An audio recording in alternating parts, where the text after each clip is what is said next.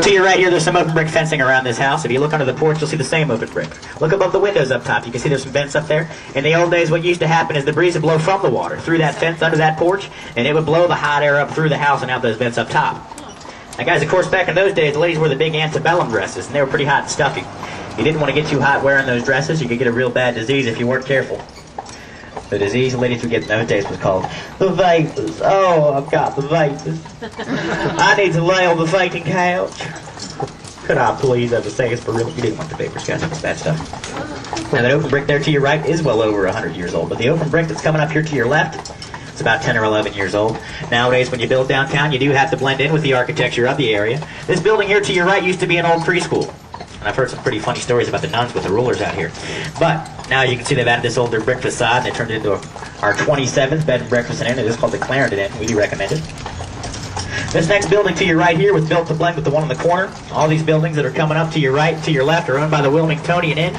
It's another one of our 27 bed and breakfast inns in town. If you look up, you can see they've got the balconies with the rocking chairs up there. You can sit up there in the summertime and watch the sunset and have a mint julep. And 2 or 3 mint juleps later, it turns into a julep. To your right here, guys, this is the office building for the Wilmingtonian. It used to be a part of our Indigo Dye Works in town. They used to make dye here from indigo. A few years ago, the Wilmingtonian Inn bought an old mansion. They restored it and turned it into their private dinner club. It's coming up here to your right. It's called the City Club. If you stay at the Wilmingtonian, you do have access to the City Club.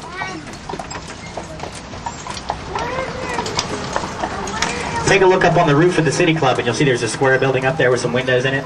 They call that the cupola. In the 1800s, the ladies would stand in the cupola, and they'd watch the ships come into port. If they saw their husband's ship and he wasn't on deck, they knew they were widowed. They called that a widow's watch. A lot of those have railings around the outside where you can walk, and they call those widow's walks. To your left here, guys, there's a building with some white drapes hanging down on the back. Those are apartments up top. A lot of people nowadays, they're buying these buildings, they're running shops underneath, and living up top, just like people did in the 1800s.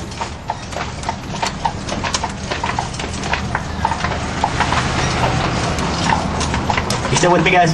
Yeah. Okay, just check. Coming up here to your right, there's a nice little hidden garden in through there.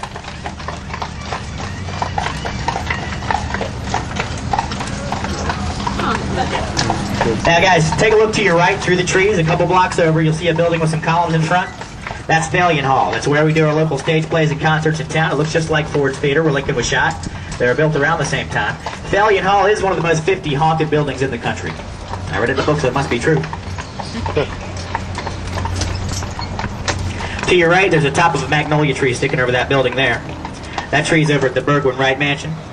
It's one of our historic mansions here in town. Lord Cornwallis spent some time there during the Revolutionary War. Maybe some of you guys remember him from The Patriot with Mel Gibson. They do give tours at the Burgwin Wright. We do recommend the tours, but when you go there and take your tour, be sure to tell them. The carriage man sent me. That's right. To your right, there's a tall brick clock tower. That's our old New Hanover County Courthouse. Nowadays, that's our visitor center. That's the main office for our visitor center. If you haven't seen the inside of that building yet, I do recommend you stop on by and take a look. It's well worth your time. Now, guys, there's a little tree that's growing up against the side of this brick building here. Can you see which tree I'm talking about, guys? Now, if you look right in the heart of that tree, you might notice a darker shrub growing. That's a magic shrub that grows year-round here in town. In December, you stand under it and you get a kiss. It's called mistletoe. To your right here is our old Masonic Hall. Daniel Webster was entertained upstairs. It was recently restored into a private club called the Rhino. The Rhino's moved on now. They're in between clubs, but if you look under the windows in front, you'll see there's some fancy woodwork down there. Those are doors that have been turned sideways. Oh, yeah. Cool. Very cool. And you guys know we make a lot of movies here in town, right? Yep. This is the third largest film district in the United States behind New York and California. They're starting to call Wilmington the East Coast Hollywood nowadays. John Travolta made a movie in town not too long ago called Domestic Disturbance. Sandra Bullock did one called The Divine Secrets of the Yaya Sisterhood. Julia Roberts, Sleeping with the Enemy. Dawson's Creek, the television series, was filmed here. They recently started a new one for the WB called One Tree Hill. Matlock, the series, was filmed here. Andy Griffith is a summer home in Wrightsville Beach, but he lives year-round in Manio, North Carolina. Any of you guys remember that old TV show Alice with Mel's Diner? Yeah. Kiss My Grits and all that? Linda Loudon starred in that. Linda lives here in town. We passed her home today on our tour. Maybe some of you guys remember Dennis Hopper, the actor. Yeah. Dennis made a movie here in town with director David Lynch called Blue Velvet. If you've ever seen that one, you remember it. It tends to stick with you. Yeah. As we go through this intersection, take a look to your right. There's a tall pink building there. Dennis Hopper, the actor, bought that building a few years ago. He restored it and sold it, but he keeps an apartment in the back, and Dennis comes here quite a bit. In fact, I ran into him a couple summers back having breakfast on Front Street. Now, guys, we've got over 230 blocks of historic district here in town, and to see it all at this pace would take about 8 hours. So we have 7 different tours that leave from our carriage stand year-round. The next time you ride with us, guys, be sure to tell your driver that you've already been on Tour Route 1, and it'll take you somewhere you haven't been before. I do want to thank you guys for giving me a little bit of time to tell you a little bit about Wilmington. I also want to thank you on behalf of Bob and Bobby for riding with us today, guys, helping us save a few more horses. Give yourselves a round of applause. You're too kind, guys. You're too kind.